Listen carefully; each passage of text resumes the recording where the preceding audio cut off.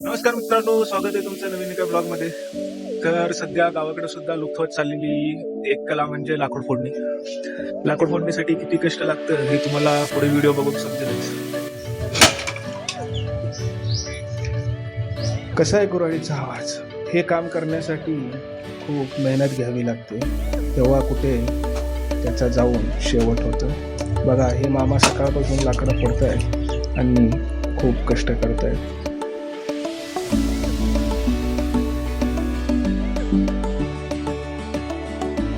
बाहुबलीसारखा लाकडांचा बेंडा घेऊन चाललो होतो ठेवायला.